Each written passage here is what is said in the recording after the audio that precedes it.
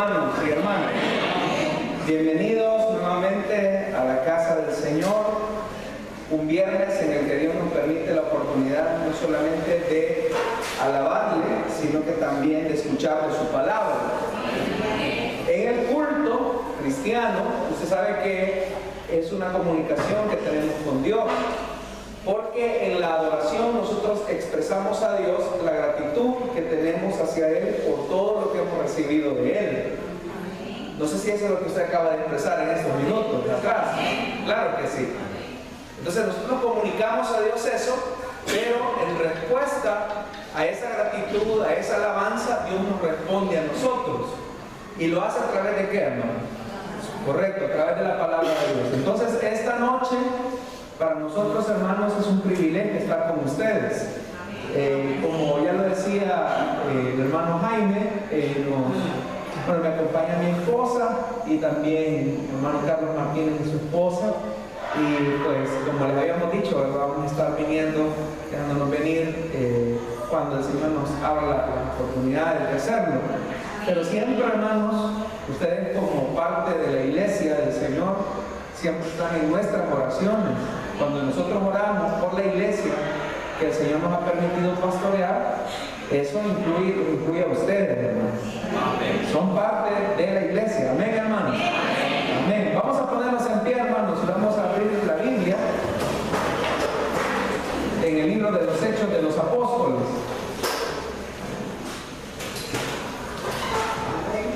Hechos de los Apóstoles, capítulo 19. Vamos a leer del versículo número 1.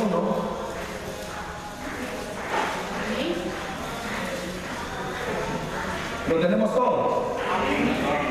Hechos 19, capítulo 19, versículo 1 en adelante. Vamos a orar, hermanos, primero. Oremos. Padre que estás en los cielos, te damos las gracias por esta bendición que tenemos como cuerpo de Cristo, de reunirnos para alabar, bendecir tu nombre. Esta noche, Señor, nos presentamos delante de ti para que seas tú quien nos hables. No hay otra cosa, Señor, que nos reúna, sino que tú nos hables, Señor.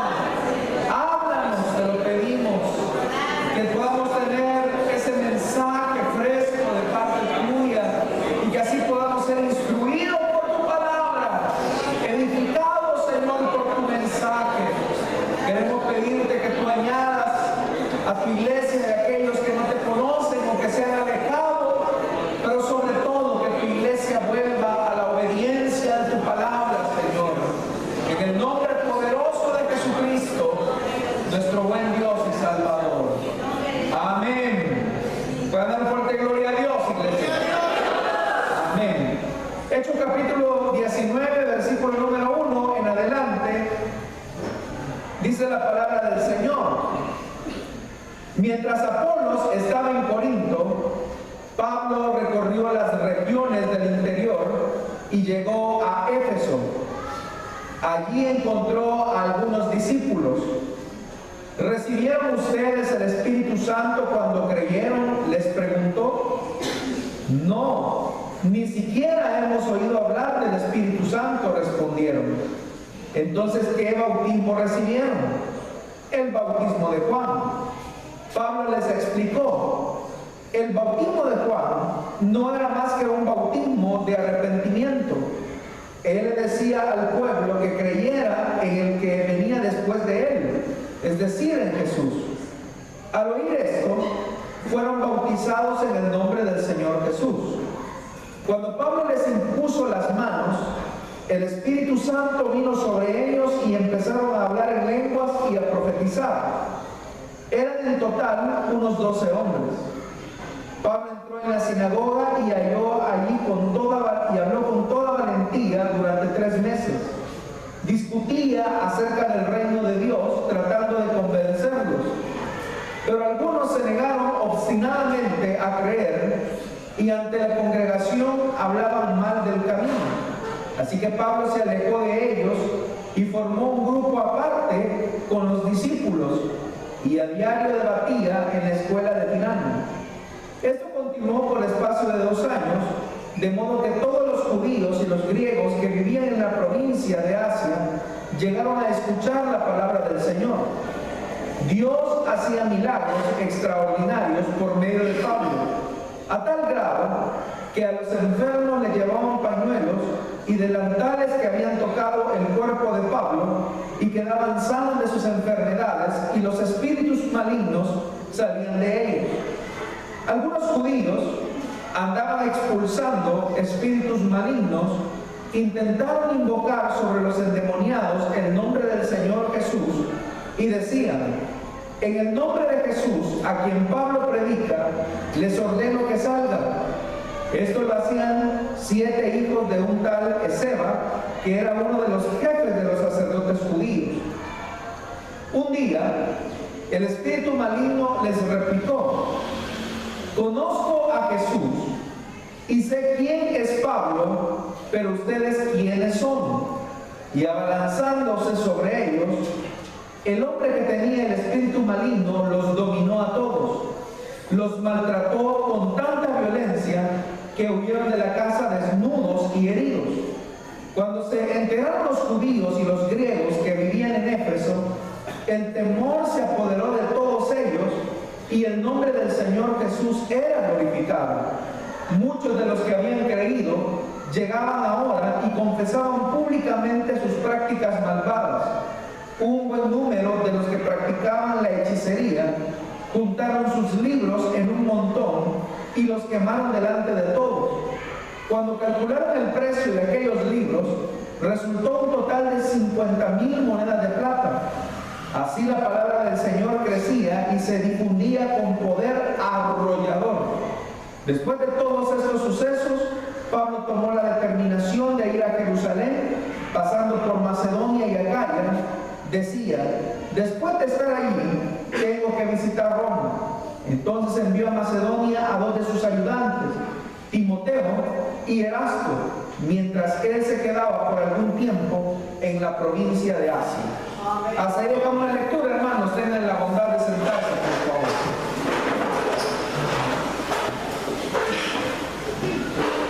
Hemos leído esta noche, hermanos, un pasaje de la Escritura cuando Pablo se encuentra en la región de lo que se conoce como Asia Menor. Básicamente, hay 3 escenarios que encontramos en este capítulo 19 del libro de los Hechos. El primer escenario con el que nos encontramos en Éfeso es de la pregunta que el apóstol le hace a algunos discípulos. Si usted lee la parte final del versículo 1, dice que se encontró a algunos discípulos, pero no se especifica de qué tipo de discípulos se está hablando.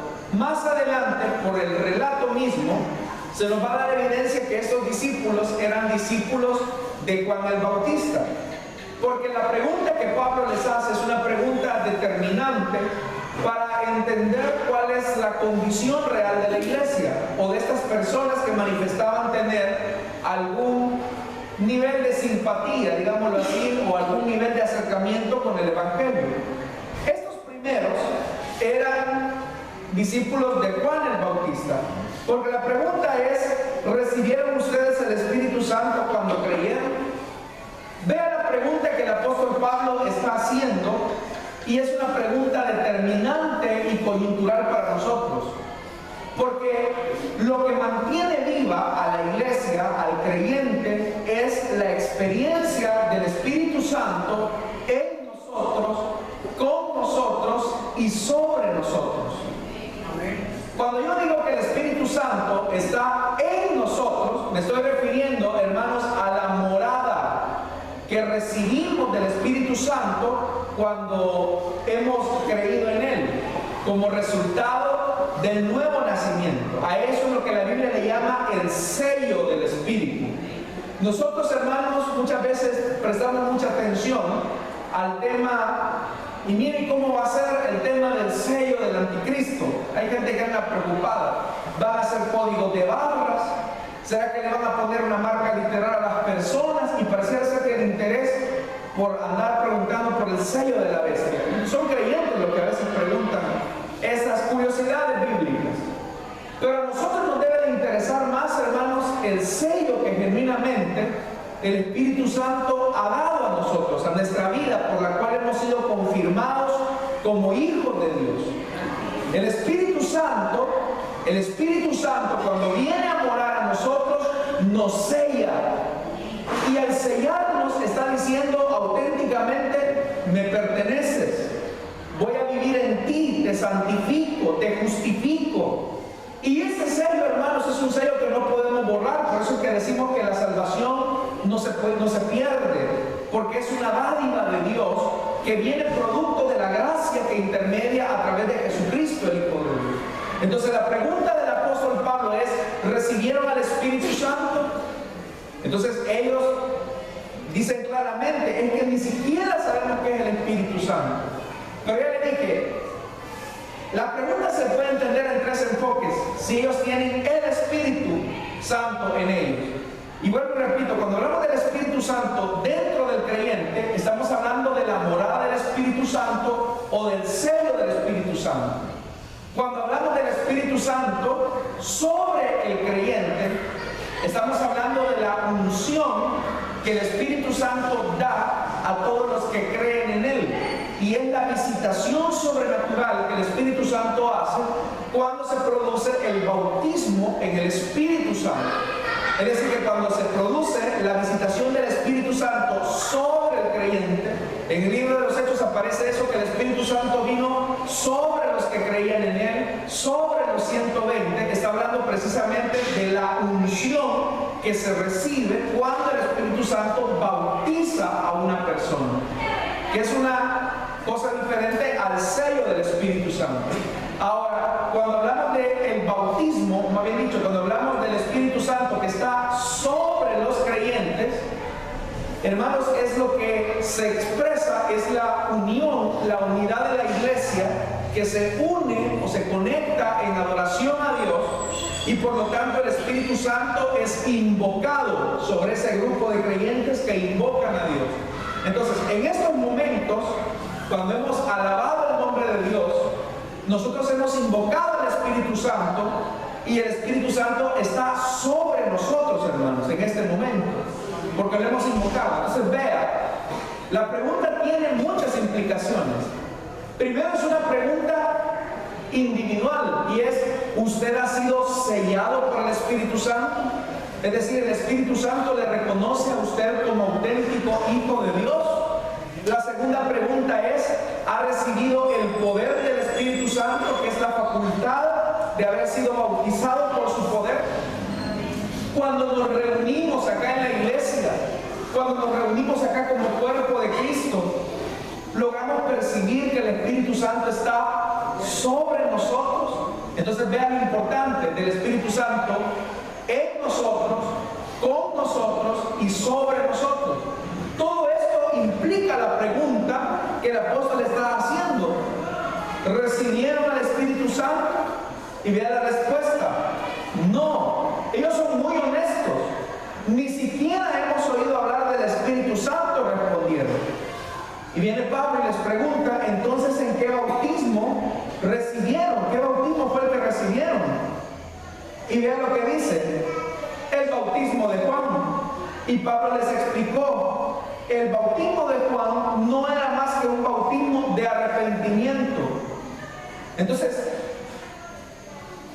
el problema, hermanos, de que no entendamos que el Espíritu Santo está en nosotros, es que nosotros también vamos a truncar de alguna manera el proceso de maduración cristiana que debemos de seguir. La meta de ustedes como cristianos, mi meta como cristiano, no es llegarme a parecer al pastor. Esa no es la meta del cristiano. La meta del cristiano no es, hermano, acumular experiencia o tiempo en una iglesia. Esa no es la meta del cristiano. La meta del cristiano es que su carácter sea el carácter de Jesucristo, el Hijo de Dios. Es más, el libro de la carta a los Efesios dice: hasta que lleguemos a la estatura del varón perfecto, el cual es Cristo nuestro Señor. Es decir, la meta de todos nosotros es que alcancemos la estatura, es que alcancemos el nivel de crecimiento de Jesucristo. No sé si ustedes habrán visto una imagen hace poco, un poco graciosa, que iban nuestras jóvenes salvadoreñas a enfrentarse a un partido de básquetbol con las basquetbolistas de Estados Unidos. ¿Alguien habrá visto esa imagen? Por casualidad. Las basquetbolistas estadounidenses, tremenda paras, como decimos a buen salvadoreño. Y nuestras muchachas muy pequeñas, quizás hasta la imagen era un poco graciosa, porque precisamente ellas eran de muy baja estatura, pero resulta ser que tenían la misma edad, o sea, porque el campeonato era en categoría juvenil, tenían la misma edad. Suele pasar, ¿no?, que quizás al vernos como, y ocupo esta figura o esta ilustración, porque cuando vemos a Jesucristo como modelo perfecto y nos vemos a nosotros, quizás nos sentimos como nuestras compatriotas cuando fueron a ese partido, ¿verdad?, de básquetbol, a ese juego de básquetbol, que nos sentimos que la talla está bien alta, la altura está bien alta. ¿Y cómo vamos a llegar a la estatura del varón perfecto? Por eso es que es importante el Espíritu Santo, porque es el Espíritu Santo el que va a producir en nosotros ese crecimiento hasta que lleguemos a la estatura del varón perfecto. Sin el Espíritu Santo no podríamos alcanzar esa estatura. Entonces vea cuán importante es la tarea del Espíritu Santo. Por eso es que Pablo lo primero que les pregunta a los creyentes es: ¿y ustedes cómo están?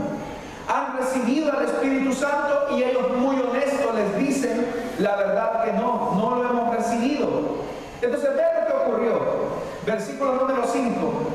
Al oír esto, es decir, la parte final del verso 4 dice: él le decía al pueblo que creyeran en el que venía después de él, es decir, en Jesús. Al oír esto, fueron bautizados en el nombre del Señor Jesús. ¿Cuál había sido el problema de esos discípulos? ¿Que eran discípulos de quién? De Juan. Eran discípulos de Juan el Bautista y habían recibido el bautismo de Juan el Bautista. Y Juan el Bautista, como el Señor Jesús lo describe, él dice que como él, como profeta, ninguno había en la historia. Pero el problema es que esta gente estaba acuñando su tarea de ser discípulo en la persona de Juan el Bautista. Y por eso es que yo le decía que la meta de nosotros como creyentes no es parecernos al líder, no es parecernos al pastor. Su meta no es que usted se parezca al pastor, porque hay gente que le da mucho realce. Como mi pastor dice, como, y aparece la Biblia, como mi pastor me ha dicho. Lo más importante no es lo que digamos los hombres, hermanos, sino lo que Dios pueda decir a través de nosotros, no nosotros mismos. Hay gente que quiere imitar a los predicadores hasta en el estilo de hablar, hasta en el estilo de vestirse, quieren imitarlo incluso, si es posible, hasta en los parados, pero eso no autentica a un verdadero discípulo. Estos eran discípulos de Juan el Bautista, pero ni siquiera habían tenido la experiencia del Espíritu Santo. Entonces, nuevamente para nosotros el desafío esta noche, hermanos, es que arribemos a la estatura del varón perfecto. Pero eso solamente va a ser posible en la medida en que le permitamos al Espíritu Santo que Él genere las transformaciones que Él exige para llegar a esa estatura. ¿Estamos de acuerdo, hermano? Entonces, por eso es que Pablo les dice: miren, el énfasis de Juan no era Juan, era Jesús. Verso 5: al oír esto, fueron bautizados en el nombre del Señor Jesús. Y cuando dice acá en el nombre del Señor Jesús, es el nombre que se le da al bautismo trinitario, en el nombre del Padre y del Hijo y del Espíritu Santo. Versículo 6. Vean lo que dice: cuando Pablo les impuso las manos, el Espíritu Santo vino sobre ellos. Vean, ahí está lo que yo le decía, lo segundo. El Espíritu Santo vino sobre ellos. Es decir, que cayó. ¿Y cómo se manifestó eso? Y empezaron a hablar en lenguas y a profetizar. Eran en total unos 12 hombres. Entonces, mirada en un personaje llamado Juan, se estaban privando de la bendición del arrepentimiento que solamente puede ser otorgado por el perdón de Jesucristo en la cruz. Pero por si eso fuera poco, también se estaban perdiendo de la experiencia de la manifestación del Espíritu Santo. Uno puede pasar aquí en la iglesia, hermanos, y pasar desapercibido del mover de Dios. Uno puede pasar aquí en la congregación y ya no percibir la presencia del Señor en medio nuestro. ¿Cuánta gente no hay, hermano, que viene a las iglesias, va a las congregaciones solamente como una mera rutina? Ya no hay una experiencia con el Señor, ya no hay una experiencia con el Espíritu Santo. Se vienen a dormir. A cada rato están viendo el reloj. Esos no vinieron ahora, hermano. Se quedaron. Ustedes son otros.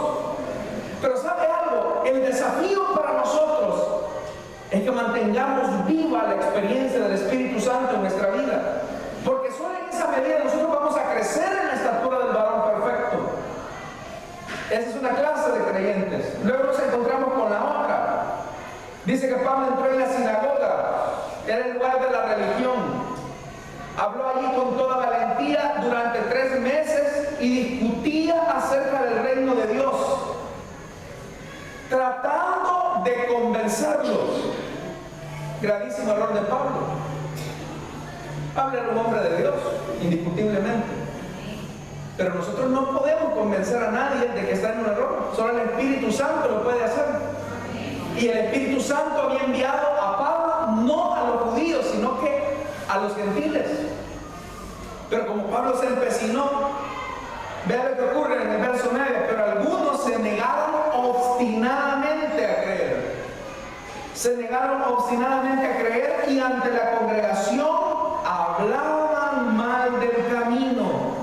Así que Pablo se alejó de ellos y formó un grupo aparte con los discípulos y a diario debatía en la escuela de Tirano.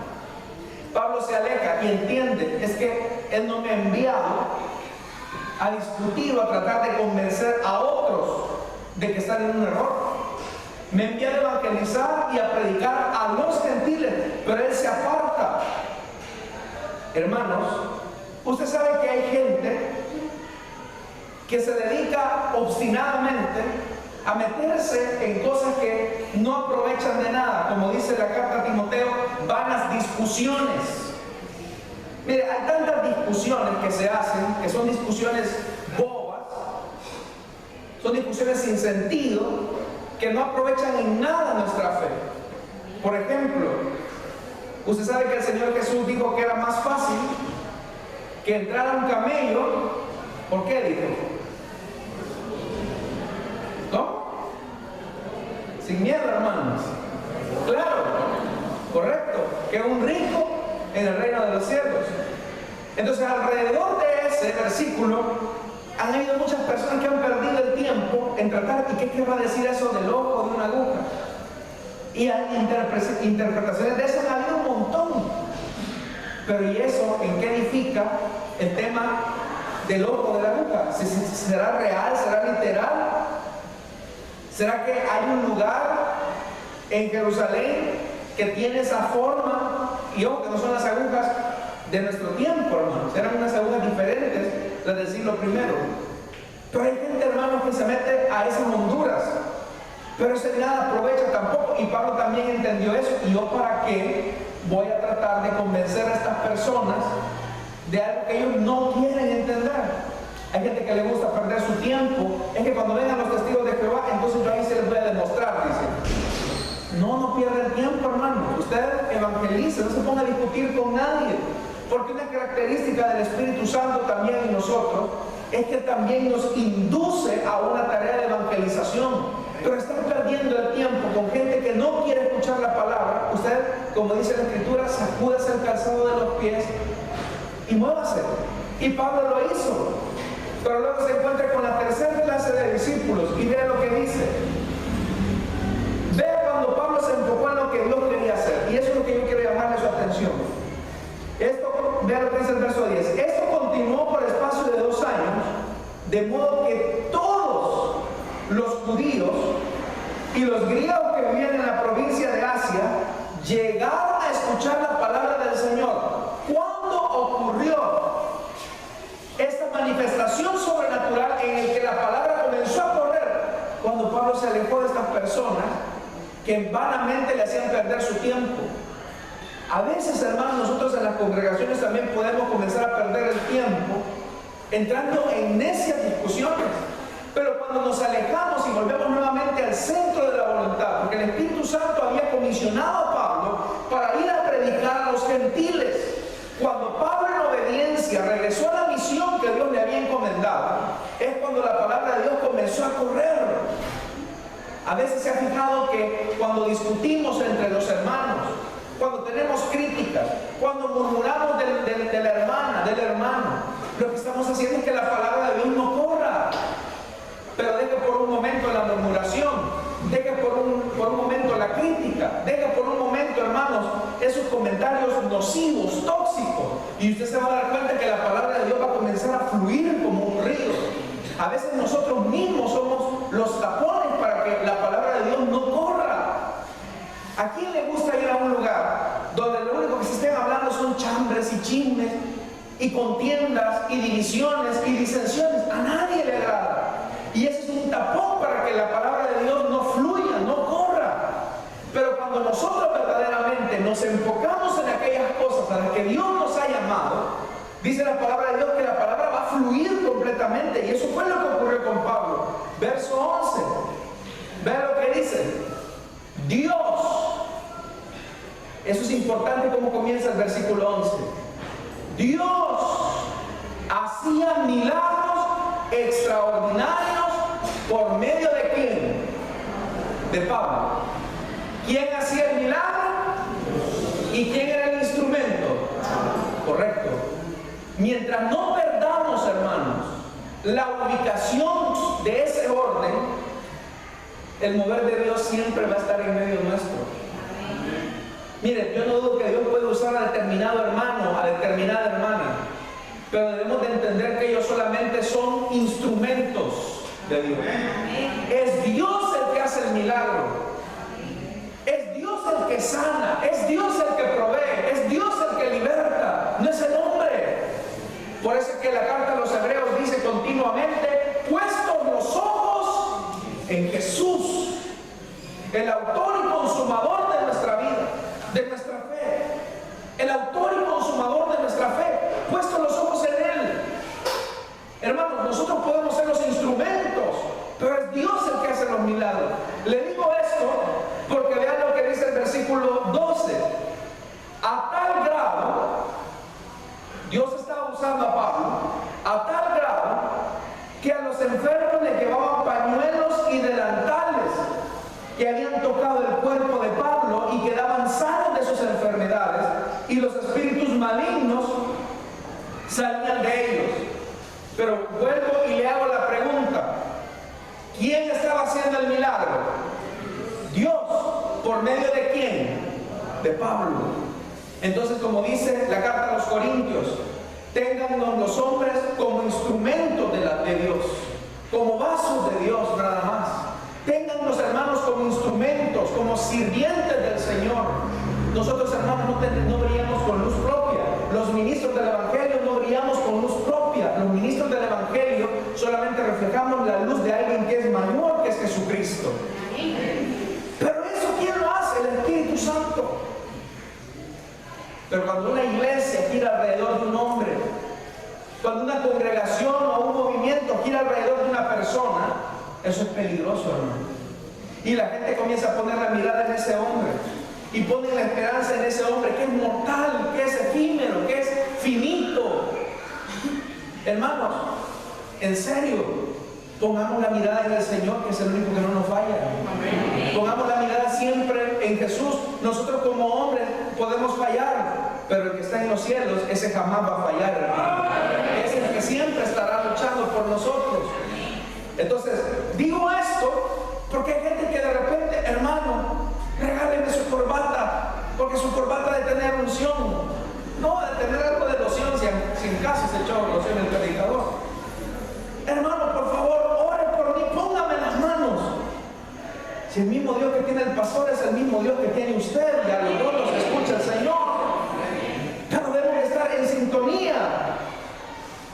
Pero ahí habían algunos imitadores. Y cuidado, iglesia, con los imitadores de la fe. Vean lo que dice el versículo número 13. Hoy vivimos un tiempo peligroso, hermanos, donde lo que brilla no es oro. Vean lo que dice el versículo 13. Algunos judíos que andaban expulsando espíritus malignos intentaron invocar sobre los endemoniados el nombre del Señor Jesús. Estos andaban expulsando demonios, y como se dieron cuenta de la notoriedad de Dios por medio del apóstol Pablo, ellos intentaron hacer lo mismo. Pero la presencia de Dios no se puede imitar. Es una característica. La presencia de Dios no puede ser imitada. Hay gente que a veces pregunta: mire, pero yo veo que hoy los católicos ya se hablan en lenguas. Mire, pero me he dado cuenta que ahí en los carismáticos hay un mover de Dios. Y hay gente, bueno, aquí en la iglesia hemos tenido personas que terminaron allá con los carismáticos renovados. Allá están, me mandan saludos y me escriben: hermano, aquí estoy con los hermanos carismáticos. ¿Por qué? Porque hay un mundo de mentira y de engaño, de malicia. Y por eso nosotros tenemos que identificarlo. ¿Y esto qué es lo que andaban buscando? Estos judíos lo que andaban buscando era la gloria de ellos. Porque al darse cuenta la gente que por medio de ellos los espíritus inmundos salían de los cuerpos, ellos se iban a sentir inflados, se iban a sentir hinchados, orgullosos, vanagloriosos. Pero el Señor viene y les dice a ellos, por medio de la acción que va a ocurrir en este momento, que no es por medio de los hombres que Dios opera, en el sentido de que es la gloria de los hombres la que se quiere resaltar. Lo que siempre, hermanos, el Espíritu Santo siempre nos va a inducir a glorificar el nombre de Jesús antes que a los hombres. Y vean lo que dice: algunos de ellos que andaban expulsando espíritus malignos intentaron invocar sobre los endemoniados el nombre del Señor Jesús y decían: en el nombre de Jesús. ¿Tiene poder el nombre de Jesús, hermano? Claro que sí. El nombre de Jesús tiene poder, pero tiene poder en manos de aquellos que han sido revestidos por el Espíritu Santo. Y ese es el énfasis. Por eso que yo comencé con esta verdad. ¿Tienen el Espíritu Santo, hermanos? ¿Hay vida del Espíritu Santo en ustedes? Porque si hay vida del Espíritu Santo, el nombre de Jesús tiene poder. Y vean lo que dice: en el nombre de Jesús, a quien Pablo predica, les ordeno que salgan. Esto lo hacían 7 hijos de un tal Esceva, que era uno de los jefes de los sacerdotes judíos. Verso 15, vean lo que dice: un día el espíritu maligno les replicó: conozco a Jesús. Es el demonio. Yo conozco a Jesús y sé quién es Pablo. O sea, el demonio está afirmando 2 cosas. Afirma el demonio 2 cosas, afirma Satanás: conozco a Jesús y conozco a Pablo.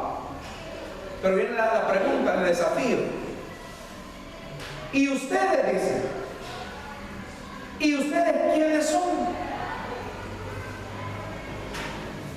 Si le preguntáramos a Satanás si nos conoce, habrían sorpresas, hermano. Ya seguramente el diablo se reiría: no, de si te conozco, si sos de los míos, diría el diablo en alguno. No, si te conozco, si sos de los míos. Aunque andemos la Biblia quizás debajo del brazo. Pero el diablo conoce a aquellos que han sido sellados por el Espíritu Santo. Si usted ha sido sellado por el Espíritu Santo, téngalo por seguro que el diablo lo conoce, la conoce, y sabe que con usted no se puede meter. Y no porque en usted hay una fuerza o un poder que venga de usted mismo.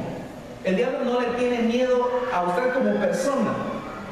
El diablo le tiene miedo al Espíritu Santo que está dentro de usted, hermano. Porque sabe que es más poderoso que él, es nuestro Dios.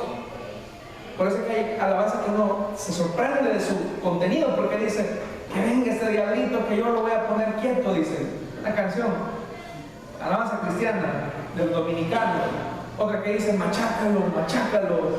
Algo así parece que dice.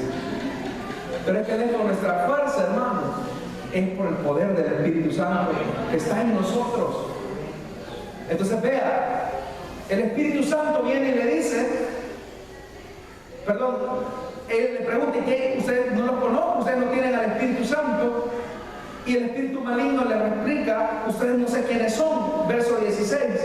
Y abalanzándose sobre ellos, el hombre que tenía el espíritu maligno los dominó a todos. ¿Y cuántos eran, hermanos? 7 hombres. 7 hombres que salieron, vean lo que dice. 7 hombres, dice. Los maltrató con tanta violencia que huyeron de la casa desnudos y heridos. Porque, hermanos, cuando llegan las horas que hay que meternos con el maligno, ahí no está ese hermano. A ver, si Dios nos permitiera la oportunidad de orar por un endemoniado ahorita, ¿cuántos irían a orar por ese endemoniado? Vamos a ir a orar por 3 endemoniados ahorita, hermano. ¿Quiénes van? No, nadie se anima, ¿no? Yo sé que son modestos, por eso no dicen amén. Pero en serio, hermano, cuando llegan las horas de las horas, se nos llega, hermano, momentos en los que no, ni modo, ahí no hay tal de que vamos a llamar al pastor en este momento, ¿verdad? ¿Y qué si en la noche y no está el pastor cerca? ¿Qué va a hacer? La pregunta clave es, bueno, ¿tengo o no tengo el Espíritu Santo dentro de mí? Y si tengo el Espíritu Santo dentro de mí y en ese momento se me presenta, debemos de entender que para esto apareció el Hijo de Dios, para deshacer las obras del diablo. Y que no es por mi obra ni por mi gracia, sino por el Espíritu Santo que está dentro de mí. Pero vea, dice más, salieron desnudos y heridos. Y aquí viene el temor, el silencio de la iglesia. Verso 17. Cuando se enteraron los judíos y los griegos que vivían en Éfeso, el temor se apoderó de todos ellos y el nombre del Señor Jesús era glorificado. Ellos se dieron cuenta que con las cosas de Dios no se puede andar jugando. O somos de Dios o no somos de Dios. Y vea, verso 18. Muchos de los que habían creído, oigan lo que dice el versículo 18, y ese es el llamado con el que quiero cerrar esta invitación, hermano, o este mensaje. Muchos de los que habían creído, llegaban ahora y confesaban públicamente sus prácticas malvadas. ¿Quiénes eran los que estaban confesando estas prácticas malvadas? ¿Los incrédulos? No, hermano, eran los creyentes. Porque ahí lo dice claramente, muchos de los que habían creído, es decir, cristianos, creyentes, que habían confesado a Jesús, al darse cuenta del poder de Dios mediando por medio de Pablo, ellos dijeron, hombre, con esto de las cosas de Dios no se puede andar jugando. Con esto de vivir una vida íntegra delante de Dios no podemos andar jugando. No puedo andar jugando a que soy cristiano, a que soy evangélico. Porque en el momento en el que tengamos que enfrentarnos cara a cara con el reino de las tinieblas, es ahí donde se define quién verdaderamente es hijo de Dios. Hermanos, vean lo que dice, ellos confesaron públicamente sus prácticas malvadas. Y vean lo que dice, vean las cositas que tenían los hermanos de la iglesia de Éfeso. Un buen número de los que practicaban la hechicería. O sea que había cristianos que todavía andaban en centros de hechicería.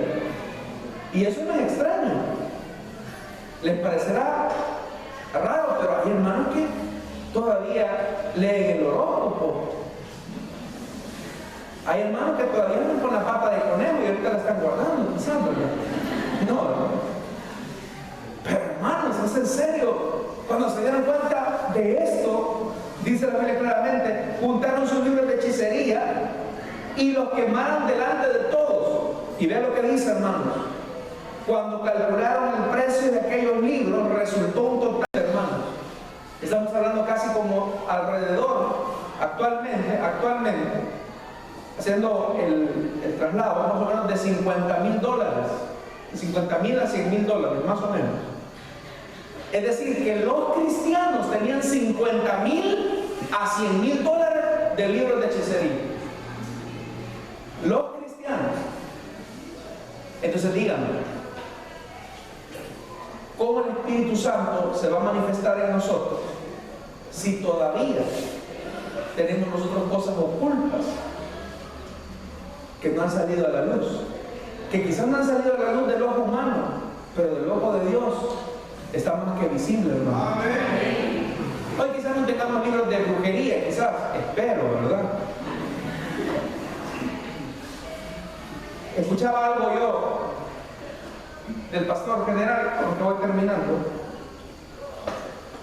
Esa semana él decía que había ido a una conferencia donde un pastor expuso acerca de su ministerio y sus avances en materia de iglesia celular, de las células que él me había permitido tener, y era un ministerio muy fructífero, muy grande.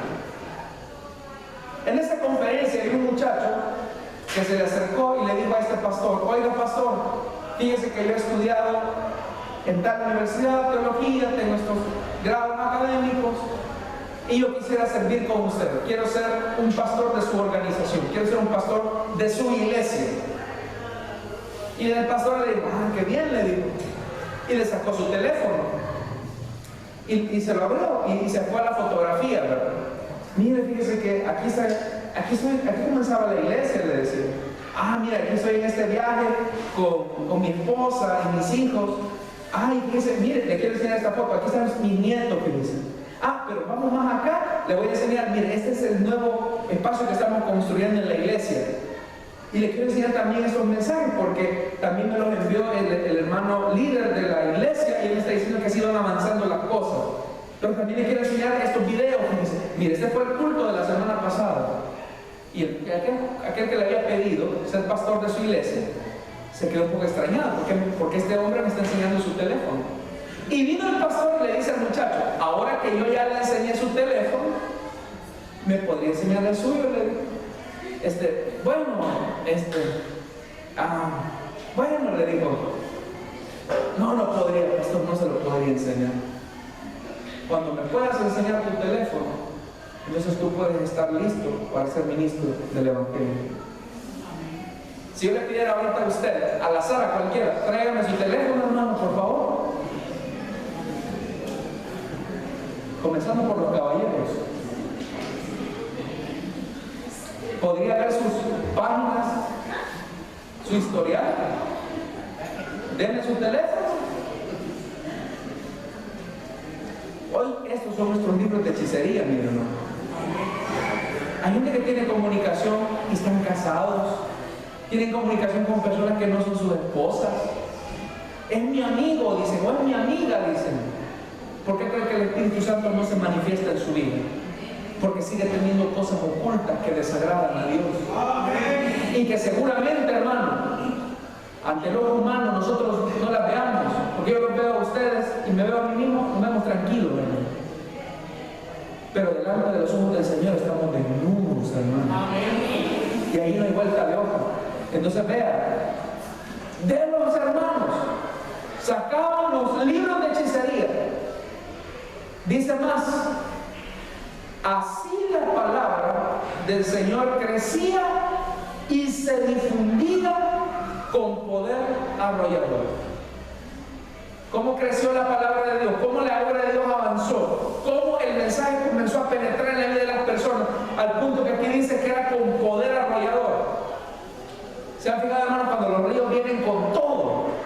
Con una fuerza impetuosa. Con esa fuerza impetuosa. Así debe de ser el correr de la palabra de Dios. Pero muchas veces, hermano, y a eso quería llegar, Dios no nos respalda porque no le hemos dado al Espíritu Santo el respeto que se merece. Amén. Recuerden que usted es templo y morada del Espíritu Santo. Pero si usted en su pensamiento todavía sigue guardando la lascivia, la lujuria, la obstinación, ¿cómo Dios va a obrar en medio nuestro, hermano? Y ese es un desafío para la iglesia. Hágase la reflexión y pregúntese, ¿no será que no le he honrado al Espíritu Santo? ¿No será que no le he dado el lugar que Él se merece? Porque sigo teniendo cosas ocultas. Porque hace tiempo que no sé qué es tener esa experiencia con Él. Preocupémonos, hermanos, porque con las cosas del Señor no se juega. No se juega. Es fácil, hermanos, tomar una Biblia un día viernes o el domingo cuando vayan a la iglesia y hacer que vamos para la iglesia. Pero si entre semanas nuestros ojos son cautivos del pecado y nuestras mentes están esclavizadas de los viejos hábitos, el Espíritu Santo jamás se va a manifestar en medio nuestro. Jamás. Amén. Él es santo. Amén. Él es santo, hermano. Cuando pienso en esto y termino con esto, me acuerdo de Isaías, que tuvo la visión cuando tuvo el llamamiento. Y cuando él vio la gloria del Señor, él dijo: ¡ah, Señor! Me doy cuenta que soy hombre de labios inmundos, que está en medio del pueblo de labios inmundos, porque la santidad de Dios desnudó al hombre que él iba a utilizar. La santidad de Dios, hermano, cuando usted ora, y se lo digo yo, cuando yo voy a la oración, yo solamente me doy cuenta de cuán necesitado soy de Él y de cuánto me hace falta para llegar a la estatura del varón perfecto. Y ahí solamente que nos queda el Espíritu Santo. Pero repito, el Espíritu Santo viene y va a operar en nosotros en la medida en que dejemos a un lado el pecado. Si no dejamos el pecado, aun cuando tengamos el mejor de los uniformes, la mejor posición en la iglesia, no servirá de nada, porque la santidad del Espíritu no se mezcla con el pecado de nosotros. Amén, hermanos. Queremos que la palabra de Dios corra. Comencemos a sacar públicamente nuestros libros de hechicería que tenemos abajo, las cosas que nadie sabe. Igual le repito, hay gente, insisto, que este teléfono, hermanos, este aparatito, es el peor enemigo que puedan tener y lo llevan. Se les puede olvidar la Biblia menos el teléfono. Y lo puede estar destruyendo sin darse cuenta. Y no solamente esto, pueden haber muchos pecados: codicia, amargura, ira, resentimiento, murmuración. Con mi esposa a veces hablamos y yo le digo: mira, a veces conversamos y en las conversaciones que tenemos yo le digo, y da la casualidad que se presenta en la conversación en referencia a alguna hermana o algún hermano. Y mejor preferimos ni siquiera emitir ningún comentario de ninguna persona por no contristar al Espíritu Santo, porque Él nos oye. Hable mal de su supervisor, aunque quizás la razón le asista. Dígame si no se va a sentir mal después. Y ojo, hermanos, es bien delicado esto. El Espíritu Santo es santo y merece todo nuestro respeto. Amén, hermanos. No sé si le da un fuerte aplauso al Espíritu Santo. Vamos a hablar, hermanos. Y todos en alguna medida tenemos áreas débiles. Quizás hace rato que no hemos tenido esa experiencia como los discípulos de Juan, porque hemos puesto la mirada en los hombres. Quizás hemos perdido de ruta la misión que el Espíritu Santo nos encomendó, porque perdemos el tiempo en discusiones necias. O lo que es peor, hace rato que el Espíritu Santo no obra en nosotros, porque tenemos pecado en medio nuestro. Y este es un llamado para todos, hermanos, para que nos examinemos. No examine a la otra persona, examinémonos nosotros mismos. Por eso digamos al Espíritu Santo: examínanos. Espíritu Santo, ven a nosotros y con tu fuego consume lo que no te agrada, lo que no te honra.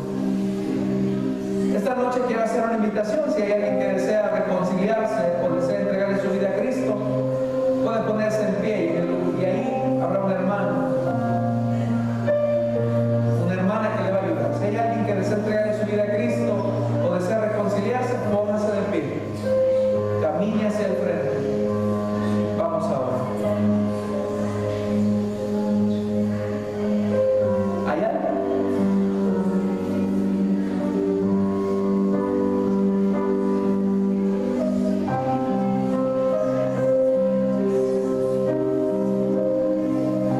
¿Habrá alguien que desea entregarle su vida a Cristo o desea reconciliarse?